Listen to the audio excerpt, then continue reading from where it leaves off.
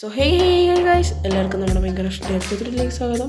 After a long time no guys, കുറച്ച് ദിവസം നമ്മൾ വീഡിയോ ഇട്ടിട്ടുണ്ടായിരുന്നു നമ്മുടെ സാറിനെ കുറിച്ചൊക്കെ ഉള്ള കാര്യങ്ങളൊക്കെ പറയാൻ വേണ്ടി.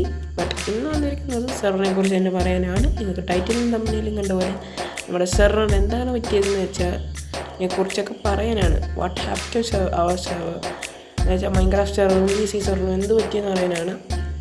ഇതിനെക്കുറിച്ചുള്ളൊരു വീഡിയോ ആണ്, ചെറിയൊരു വീഡിയോ ആണ്. ഇനി നമ്മൾ സെർവർ ലോഞ്ച് ചെയ്യുമോ അതൊക്കെ പറയാൻ വേണ്ടി മാത്രമാണ്. പിന്നെ ചുറ്റിനും ഒരു സൂര്യനൊക്കെ ഇപ്പോൾ സൂര്യനാണ്, സൂര്യനൊക്കെ ഇപ്പോൾ സണ്ണൊക്കെ ഇപ്പോൾ നമ്മൾ ഡെസേർട്ടിലാണ് ഒരു വീഡിയോ എടുക്കാൻ വേണ്ടി മാത്രം നമ്മൾ ഒരു വേൾഡ് ക്രിയേറ്റ് ചെയ്തതാണ്. ഓക്കെ, ഇതാണ് ഇപ്പോൾ നമ്മൾ എയറിലൊക്കെ നടക്കുന്നതെന്ന് വെച്ചിരിക്കുന്നത്. നോക്കണ്ട, നമ്മൾ സർവൈവലൊന്നുമല്ല, ക്രിയേറ്റീവാണ്.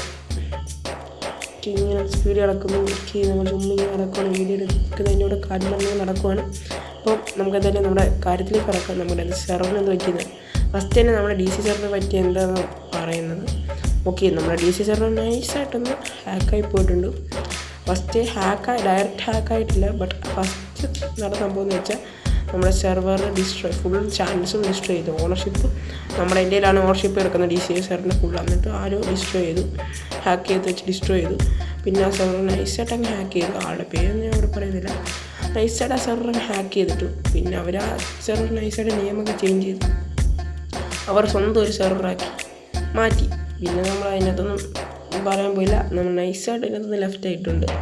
അപ്പം നമ്മുടെ ആ ഒരു കാര്യത്തോടെ നേരത്തെ നമ്മുടെ സെർവറിൽ നമുക്ക് സെർവർ ഇപ്പം ഈ ഡിസ്കോഡ് സെർവർ തുടങ്ങി ഫസ്റ്റ് ലോഞ്ച് ചെയ്തതിന് ശേഷം നമുക്ക് നല്ല പ്ലേസ് കയറിക്കൊണ്ടിരുന്നതാണ്.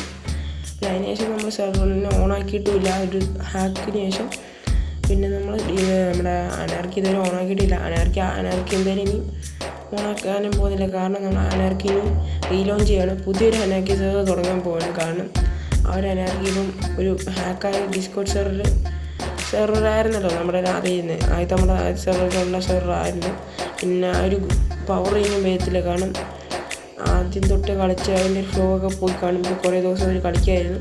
എന്തായാലും നമ്മൾ വീണ്ടും ഒരു അനാർക്കി സ്റ്റാർട്ട് ചെയ്യുന്നതായിരിക്കും.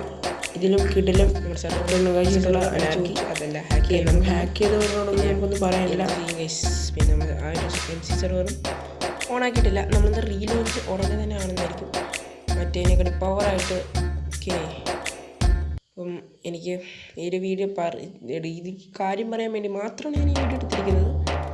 ഓക്കെ, നമ്മളിവിടെ ക്രൈപ്പോണ്ട് അധികം ലെങ്ത് ഒന്നും കാണത്തില്ല. മാക്സിമം ഒരു 3 മിനിറ്റ് അല്ലെങ്കിൽ 2 മിനിറ്റ് അത്രയും നമ്മൾ പറയാൻ വേണ്ടി മാത്രം എടുത്ത വീഡിയോ ആണ്.